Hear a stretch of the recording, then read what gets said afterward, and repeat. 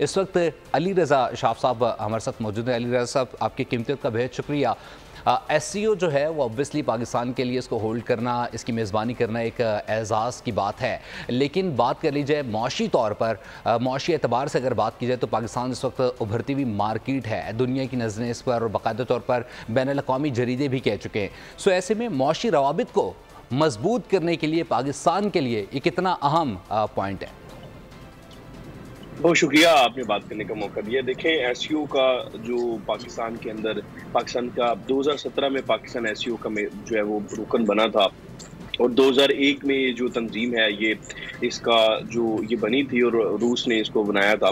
तो उसके बाद 2017 में पाकिस्तान इसका रुकन बना और फिर 2024 में इसकी मेज़बानी करना ये पाकिस्तान के लिए आज़ाद की बात है। नो डाउट कि पाकिस्तान की जो सफारती कोशिशें हैं ये उनकी कामयाबी का समर है कि पाकिस्तान आज उस कॉन्फ्रेंस की मेज़बानी कर रहा है। और सबसे इम्पोर्टेंट बात, चूँकि हमारे नाज़रीन को पता होना चाहिए कि इसमें जो दुनिया की 40% आबादी है वो इस तंजीम का हिस्सा है, जो वो ममालिक हैं जो इस तंजीम का हिस्सा हैं।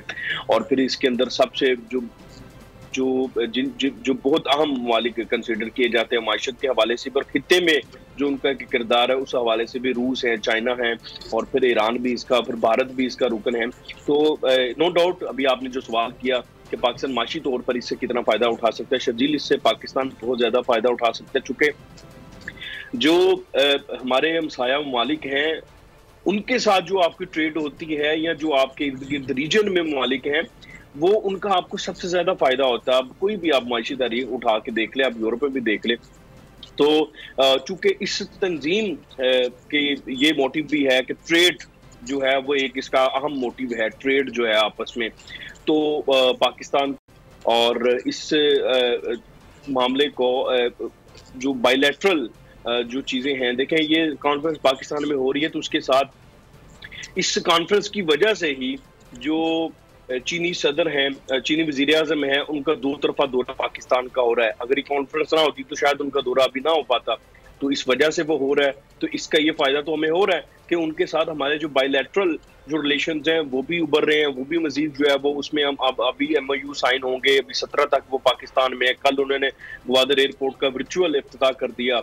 फिर उसके अलावा रूस का 76 रुकनी वफ्द जो है वो पाकिस्तान आ रहा है। अब वो 76 रुकनी वफ्द सिर्फ इसी मकसद के लिए तो नहीं आ रहा है, इसके अलावा भी वो पाकिस्तान के साथ जो दीगर बायलैटरल मामलात हैं उनको भी तय करेगा। कुछ MOUs भी साइन होंगे। हम रूस के साथ हमारी बहुत से फायदे हम उठा सकते हैं। हमारा जो तेल का की जो मायदे हैं रूस के साथ वो हम कवर कर सकते हैं, चूंकि यूक्रेन की जंग के बाद आपको पता है कि यूरोप के साथ जो तेल का मामला था रूस का वो थोड़ा सा कट ऑफ हुआ है, तो हम उसका फायदा उठा सकते हैं। रूस को भी जरूरत है कि वो पाकिस्तान के साथ जो है वो तेल के मामला को लेकर चले, अपनी ट्रेड इस तरफ बढ़ाए। तो नो डाउट कि आप हम वहां से भी जो है वो तजारत के हवाले से, ट्रेड के हवाले से जो है वो पाकिस्तान फायदा उठा सकता है।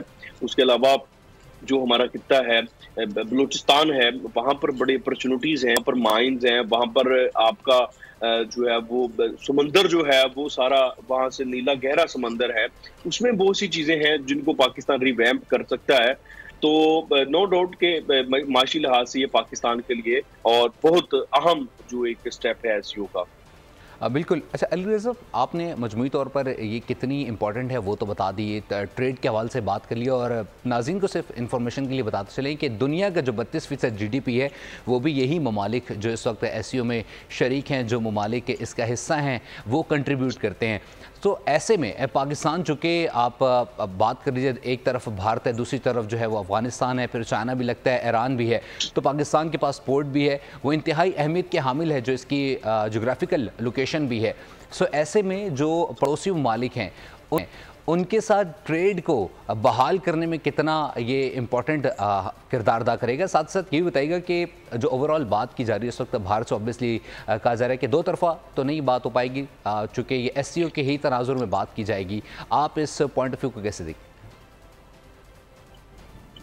देखिए, भारत के साथ जो हमारे मामलात हैं इस वक्त, इसमें ना हमें पहले दो बड़े अहम चीज़ें हैं जिनको हमें देखना है। इस तंजीम में जो दो अहम ममालिक हैं जो इस वक्त खित्ते में बल्कि पूरी दुनिया में तनाज़ात की ज़द में हैं और उन पे पूरी दुनिया का फोकस भी है, एक ईरान है इसराइल के साथ जो कशीदगी ईरान की चल रही है, और दूसरा रूस है जो यूक्रेन जंग की वजह से तनाज़ात की ज़द में और सबका फोकस उनके ऊपर है। तो तीसरा जो है वो भारत है, जो कि पाकिस्तान के साथ कशीदगी तो नहीं है लेकिन मामला कुछ उसी तरह के हैं। तो इन तमाम चीज़ों की वजह से भी पाकिस्तान को जो है वो काफ़ी चीज़ें डेफिनेटली, जब रूस का, ये पहले भी मैं नुक्ता उठा चुका हूँ कि जब रूस का यूरोप के साथ मामला खराब चल रहा है, उनके साथ उनके रिलेशन इतने अच्छे नहीं चल रहे, तो पाकिस्तान उस अपॉर्चुनिटी से फ़ायदा उठा सकता है। और उसकी कोशिश की भी गई थी, जब लास्ट एक पीटीआई की गवर्नमेंट थी उस दौरान एक कोशिश हो रही थी, तो पाकिस्तान उससे फ़ायदा उठा सकता है। और आपने भी भारत की बात की, भारत का मसला ये है कि देखिए वो वहां से ये कह कर आ रहे हैं कि हम बायलैटरल कोई बात नहीं करेंगे, सिर्फ एससीओ तक ही महदूद रहेंगे। लेकिन देखें, जो डिप्लोमेटिक इस तरह के इवेंट्स होते हैं, उसमें जब आइस ब्रेक करनी होती है तो वो आइस ब्रेक करने के लिए कुछ ना कुछ ऐसा हो जाता है कि वो फिर वहां से फॉलो अप शुरू हो जाते हैं। मतलब मैं शायद अटल जो वाजपेयी हैं, जब वो पाकिस्तान आए तो उस वक्त गालबन मुशर्रफ ने जो है वो बर्फ जो है वो पिघलाई थी, उन्होंने कुछ जेस्चर जो था वो बिल्कुल यकीनी तौर पर जब दोनों तरफ से पहल करने की कोशिश की जा सकती है, लेकिन इस वक्त पाकिस्तान का जो है वो भारत की तरफ एक स्टैंड भी है। जिस तरीके से कश्मीर में उसकी जानिब से कानून नाफिज किया गया है और आर्टिकल 370 हो गया, और ये तमाम तर मामलात भी हैं। सब्सक्राइब करें और बेल दबाएं ताकि कोई खबर रह न जाए।